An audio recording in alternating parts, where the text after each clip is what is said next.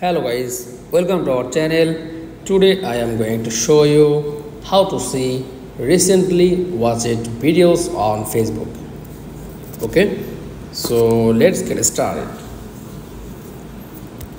Then first of all, click on Facebook app, tap on menu option and click on settings and privacy. Then tap on settings.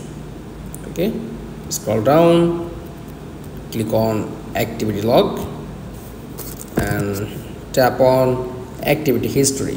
Okay, just wait few seconds and click on filters, tap on categories.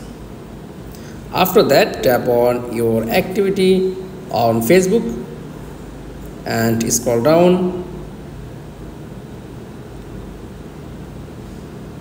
Okay, tap on post and click on video watch it. Okay, there's see recently watched videos on Facebook. That's all. Thanks for watching. Please like, comments and subscribe. Thank you.